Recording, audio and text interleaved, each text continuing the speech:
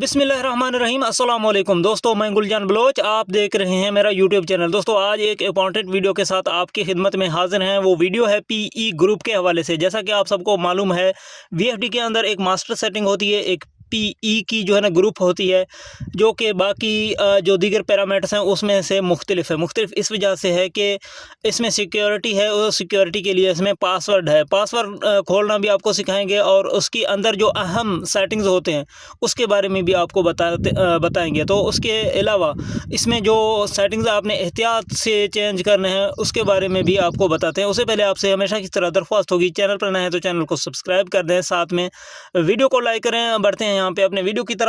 अच्छा, पीई की सारे सेटिंग इंपॉर्टेंट होते हैं। ख़ास तौर पर इसमें एक ऐसी सेटिंग है जिसके ज़रिए से आप अपने ट्यूबवेल प्रेशर बआसानी बढ़ा सकते हैं। उस सेटिंग के बारे में भी आपको बताएंगे और इसके अलावा वीडियो आपने लास्ट तक देखनी है ताकि चीज़ें आपकी समझ में आ जाएं। यहाँ पे मैं आपको बताता चलूँ, पीई का ग्रुप जो है ना, सिंपली P0 में आप नीचे वाला तीर दबाएंगे तो पीई सामने आता है। दोस्तों यहाँ पे एक चीज़ याद रखें, हमेशा पीई की ग्रुप की चेंजिंग से पहले आपने मोटर को स्टॉप कर देना है। अगर मोटर को आप स्टॉप नहीं करेंगे तो पीई पैरामीटर आप चेंज नहीं कर पाएंगे। अगर खुदा न खास्ता कोई पैरामीटर चेंज भी होती है तो उसका नुकसान हो सकता है आपकी मोटर को भी, आपकी वीएफडी को। तो हमेशा के लिए पीई ग्रुप की चेंजिंग से पहले आपने मोटर को लाजमी तौर पर स्टॉप कर देना है और फिर उसकी सेटिंग में चेंजिंग करनी है। तो पीई कुछ इस तरह का जो है ना पैरामीटर है। यहाँ पे आप देख सकते हैं, यहाँ पे डेटा एंटर करें। डेटा एंटर करने के बाद आपके सामने PE00 आएगा। अब कोई भी फंक्शन आप अगर चेंज करना चाहेंगे तो नहीं होगा, क्योंकि इसमें पासवर्ड है। यहाँ पे अप डाउन करने की अगर आप कोशिश करेंगे तो नहीं होगा दोस्तों। तो यहाँ पे दोस्तों आपने जो है ना PE00 के ऊपर डेटा एंटर करना है। डेटा एंटर करने के बाद आपके सामने सारे ज़ीरो आ जाएंगे। यहाँ पे आपको मिलता है पासवर्ड डायल करने का ऑप्शन। यहाँ पे आप किस तरह पासवर्ड डायल करेंगे। यहाँ पे पासवर्ड मुख्तलिफ होते हैं, मुख्तलिफ मॉडल्स की। तो यहाँ पे INVT का जो CHF100 है तकरीबन एक ही पासवर्ड से खुलते हैं, वो है 40721। यहाँ पे आप शिफ्ट का सहारा ले लें। शिफ्ट जैसे दबाएंगे तो ऑप्शन चेंज होकर पहले ज़ीरो पे आ जाएगा। यहाँ पे आपने 4 लिखना है। 4 लिखने के बाद यहाँ पे 2 बार शिफ्ट आप दबाएंगे तो तीसरे नंबर पे आ जाएगा ऑप्शन। यहाँ पे 7 लिखना है, क्योंकि आपने लिखना है 40721। यहाँ पे 40 हो गया, 700 हो गया, फिर शिफ्ट करना है। 7 के बाद यहाँ पे आपने 2 लिखना है। अब आखिर में शिफ्ट करके आपने लिखना है 1। ये हो गया है 40721। पासवर्ड के हवाले से आपको अगर मैं बताता चलूँ तो यहाँ पे अगर कोई पासवर्ड ना लगे, यानी कि 40721 से वीएफडी ना खुले, तो मेरे इस वीडियो के डिस्क्रिप्शन में पासवर्ड लिस्ट आपको मिलेगी। या वहाँ पे आपको 6-7 पासवर्ड ऐसे मिलेंगे जो हमने तजर्बा किए हैं। मुख्तलिफ इन्वर्टर्स पर वो लगे हैं, उसमें नूर पश्तून और क्राउन कंपनी की इन्वर्टर्स भी शामिल है। 40721 डेटा एंटर। यहाँ पे आप देख सकते हैं कि यहाँ पे अब पीई ग्रुप जो है ना ओपन हो चुकी है। अब यहाँ पे आप अप डाउन करके इसकी सेटिंग्स को चेंज कर सकते हैं। अब यहाँ पे बेसिक बात पीई ग्रुप के हवाले से ये है कि इसकी चंद ऐसे पैरामीटर्स हैं, यानी कि जिस तरह PE01 हो गया, PE02 हो गया, इसके अलावा PE11 की सेटिंग हो गई। इसमें बहुत सारे ऐसी सेटिंग्स मौजूद हैं, पैरामीटर मौजूद हैं जो कि इन्वर्टर को नुकसान पहुंचा सकती हैं। उसमें मैं आपको यहाँ पे बता दूँ, PE01 की जो सेटिंग है इसकी वैल्यू हमेशा आपने 0 करना है, क्योंकि ये शॉर्ट सर्किट होने की वजह से इन्वर्टर की रिएक्शन टाइमिंग होती है, यानी कि ट्रिपिंग टाइमिंग होती है। तो इसमें आपने 0 हमेशा रखना है, ठीक है ना। इसकी सही वैल्यू PE01 की सेटिंग का 0 होती है। अब यहाँ पे PE02 की जो सेटिंग है ये भी इम्पॉर्टेंट है, और इसमें भी ऊपर नीचे करने से इन्वर्टर में डैमेज हो सकती है, ख़राबी हो सकती है। इसमें आपने ये करना है कि अगर 15-18 का आपका इन्वर्टर है, मैक्सिमम उसकी रेंज जो है ना 8 है। 8 से कोशिश करें ज़्यादा ना करें, और कम से कम 4 है, 4 से नीचे ना करें। अगर 8 से ज़्यादा करेंगे वीएफडी का नुकसान हो सकता है, और अगर आप इसको 4 से नीचे करेंगे तो भी वीएफडी गर्म हो सकती है और नुकसान हो सकती है। यहाँ पे हमेशा आपने याद रखना है कि इसको 15/18 किलोवाट इन्वर्टर के लिए 4 से लेकर 8 के दरमियान 6 पे भी आप सेट कर सकते हैं, 7 पे भी आप सेट कर सकते हैं। तो 6 और 7 इसकी सिक्योर और बेहतरीन वैल्यू है, जो कि 15/18 की। और अगर आपको पहले से 4 मिल रहा है तो आपने चेंज नहीं करनी। 5, 6, 7, 8 और 8 से ज़्यादा है तो आप उसको नीचे ले आए, 8 पे करें, ठीक है। तो इस तरीके से यहाँ पे आपने ये चीज़ आपकी जहन में आ गई होगी कि भाई PE02 की जो सेटिंग है ये बेसिकली आउटपुट लोड कैपेसिटी है किलोवाट की सूरत में। तो इसमें ये चीज़ होती है। अब 15/18 की मैक्सिमम रेंज मैंने 8 आपको बताया, तो और कम से कम 4, और इसके दरमियान आप कहीं पर भी सेट कर सकते हैं। लेकिन अभी आपने अपने VFD की कैपेसिटी के मुताबिक इसको अप डाउन करके सोच समझ के रखना है। अगर इसको आप छेड़ना नहीं चाहते, ये भी एक बेहतर आइडिया हो सकता है, बशर्ते कि आपकी इसकी सेटिंग 0 ना हो। अगर 0 आपको यहाँ पे देखने को मिल रही है तो 0 होने की सूरत में आपने कम से कम 2 ज़्यादा से ज़्यादा 7 या 6 तक लेके ज़रूर जाना है, ठीक है। ये चीज़ आपके जहन में आ गई होगी। अगर 0 होगी तो उसमें आपकी इन्वर्टर गर्म होगा और आपके इन्वर्टर के फ़ैन जो है ना मुसलसल चलते रहेंगे और बंद नहीं होंगे, क्योंकि गर्माइश हीटअप होने की वजह से। तो ये चीज़ आपकी समझ में आ गई है। आगे बढ़ते हैं। PE03 की जो सेटिंग है ये बेसिकली इन्वर्टर की आउटपुट कैपेसिटी होती है, यानी कि इन्वर्टर का साइज़ 15/18 होगा तो 15 यहाँ पे आपको देखने को मिलेगा, 11/15 होगा कि यहाँ पे आपको 11 मिलेगा। ये बेसिकली चेंज होता है PE02 के साथ। अगर इसको आप वैल्यू कम देंगे तो यहाँ पे PE03 में भी आपको कम देखने को मिलेगा, लेकिन ये आपकी ऑप्शन में नहीं है, इख्तियार में नहीं है, तो यहाँ पे आपसे चेंज नहीं होगा। आगे बढ़ते हैं। PE04 इंपॉर्टेंट है, ये आउटपुट वोल्टेज होते हैं मोटर के हिसाब से।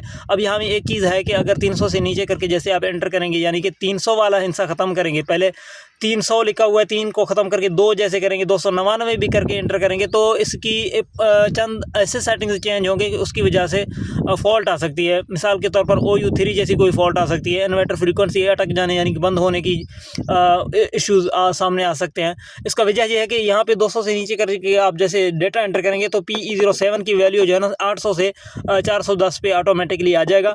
और यहाँ पे PE02 की सेटिंग भी खुद ब खुद चेंज होके, अब जैसा कि 8 है तो अगर मैं 300 से नीचे करके एंटर करूँ तो ये 6 पे, 4 पे, 5 पे आ सकता है, ठीक है ना। मुमकिन तौर पर कुछ भी जो है ना चेंजिंग इसमें हो सकती है। तो PE04 की सेटिंग एहतियात से आपने चेंज करनी है। अगर उसके बाद OU3 जैसी सिचुएशन का आपको सामना हो तो फ़ौरन आप PE07 की सेटिंग में आके यहाँ पे 800 दोबारा कर दें, पहले आपको 410 देखने को मिलेगी, तो OU3 का फॉल्ट ख़त्म होगा। और PE02 की सेटिंग भी अगर 0 पे आ जाए तो इसकी वैल्यू भी आपने बढ़ानी है, 2 पे या 3 पे या 4 पे ज़रूर करना है, ठीक है।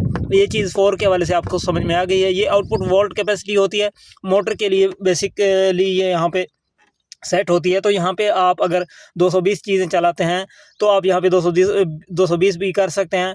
अगर आपके पास इनपुट में वोल्टेज 450 से ज़्यादा है तो यहाँ पे 380 रहने दे के आप P204 की सेटिंग, जो PE के अलावा एक पैरामीटर है, वहाँ पे अगर चेंज करें तो बेहतर है। अगर आपके पास वोल्टेज कम है 320, 350, तो आप यहाँ से भी 220 कर सकते हैं। यहाँ तक आपको बात समझ में आ गई। आगे बढ़ते हैं। PE05 की सेटिंग आउटपुट एम्पेयर कैपेसिटी है। यहाँ पे इस एम्पेयर लिमिट को अगर लोड ज़्यादा हो तो OL2 या OC1 जैसी कोई एरर आ सकता है, OC3 भी आ सकती है। यहाँ से आगे बढ़ते हैं और इसकी इंपॉर्टेंट सेटिंग्स में से PE06 जो है ना, इसकी वैल्यू आपने चेंज नहीं करनी। यहाँ पे 15/18 किलोवाट का इन्वर्टर है तो 0.2 मिल रहा है, 0.3.2 मिल रहा है यहाँ पे।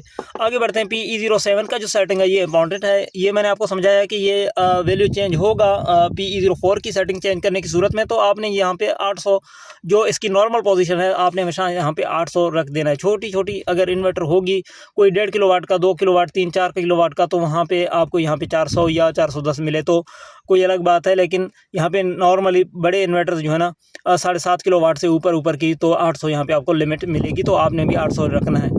अब ये PE07 का सेटिंग है, ये OU3 के हवाले से इंपॉर्टेंट है। अगर OU3 का फॉल्ट आ रहा हो तो ये PE07 की सेटिंग आप 900 भी कर सकते हैं उस सूरत में। और यहाँ पे आगे बढ़ते हैं। ये जो 8 की सेटिंग है ये भी इंपॉर्टेंट है। यहाँ पे इनपुट वोल्ट लिमिट होती है। यहाँ पे अगर मेरे वोल्ट अब खुदा न खास्ता 350 से नीचे चले जाएँ तो POFF का फॉल्ट होगा। अगर आपको अंडर वोल्टेज का बार बार सामना हो, बशर्ते कि आपकी PB05 की जो सेटिंग है वो 50 पे हो। अगर वो 50 पे नहीं है तो उसी वजह से आएगा। लेकिन यहाँ पे आपने ये फिर इसकी कैपेसिटी कम करना है। यहाँ पे 350 से आप 250 भी कर सकते हैं, 200 भी कर सकते हैं, 150 भी कर सकते हैं। आगे बढ़ते हैं जी। यहाँ पे PE09 की सेटिंग में आपने चेंजिंग नहीं करनी, यहाँ पे 210 ही रहने देना है। नॉर्मली यहाँ पे आपको 210 ही मिलेगा। आगे बढ़ते हैं। यहाँ पे PE10 की सेटिंग इंतहाई इंपॉर्टेंट है। यहाँ पे दोस्तों ये वो सेटिंग है जिसकी मैंने शुरू में बात की थी कि आप अपने ट्यूबवेल की जो प्रेशर है उसको बआसानी बढ़ा सकते हैं, तो वो PE10 की सेटिंग है।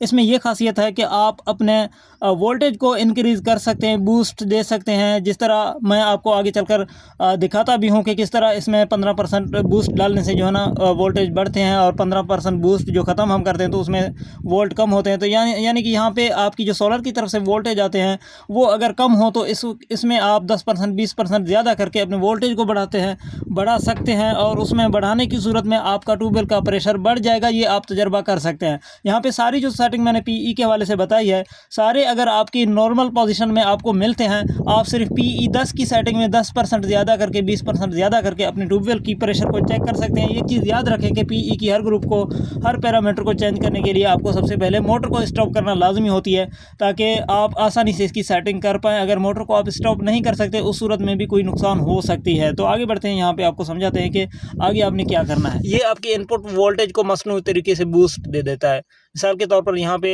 115 पे मेरे वोल्ट आ रहे हैं, मैं यहाँ पे आपको दिखा भी दूँ तो ये मेरे वोल्ट 623 आ रहे हैं। अब ये जो 15% बूस्ट पे है, इसको मैं ख़त्म करके 100 पूरा करूँ तो ये वोल्टेज मेरे कम होंगे। तो ये मसनूई तरीके से देखें 623 से 541 बन गए। तो ये आपकी वोल्ट अगर कम हो तो आप इसको मसनूई तरीके से बढ़ा सकते हैं पीई 10 की सेटिंग के ज़रिए से। यहाँ पे आप देख सकते हैं, मैं दोबारा इसको 115 पे करता हूँ ताकि, क्योंकि यहाँ पे वोल्ट मेरे 115 पे स्टेबल रहते हैं। आपने इसको ज़्यादा हाइट पर भी नहीं लेके जाना, ये 200 तक आपको ऑप्शन देता है, और इसको आपने ज़्यादा कम भी नहीं करना, ये 50 तक नीचे भी चला जाएगा। इसकी नॉर्मल पोजीशन 100 होती है, ये जहन में रखें, ठीक है। यहाँ पे मैं डेटा एंटर करता हूँ, आगे बढ़ता हूँ। यहाँ पे आप देख सकते हैं पी 11 की सेटिंग आउटपुट एम्पेयर के हिसाब से ये सेट होता है। खसूसन OL2 या इन्वर्टर ओवरलोड हो, लोड ना उठाता हो तो ये आप कम कर सकते हैं, जैसा कि यहाँ पे आपको 050 देखने को मिल रही है।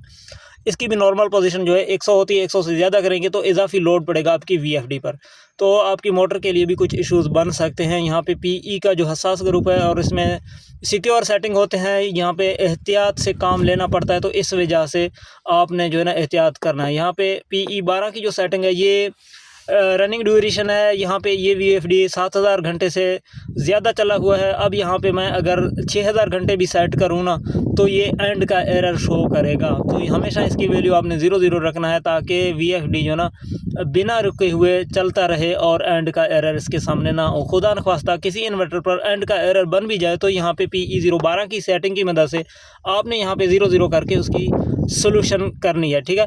तो आगे बढ़ते हैं, यहाँ पे इसकी सेटिंग एंड हो चुके हैं, यानी कि मुकम्मल हो चुके हैं। दोबारा से ये PE 00 पे आ गया है। तो ये जो चीज़ें थी मेन, मैंने जल्दी आपके सामने रखे हैं ताकि चीज़ों को आप समझ सकें। पीई ग्रुप के हवाले से जो कि इंपॉर्टेंट और अहम सेटिंग है, VFD की मास्टर सेटिंग होती है। उम्मीद करता हूँ ये चीज़ें आपकी समझ में आई होंगी और वीडियो आपको अच्छी लगी होगी। अगर वीडियो आपको अच्छी लगी तो वीडियो को लाइक और चैनल को सब्सक्राइब करें। अपना बहुत सारा ख्याल रखें, इजाज़त दें, अल्लाह हाफिज़।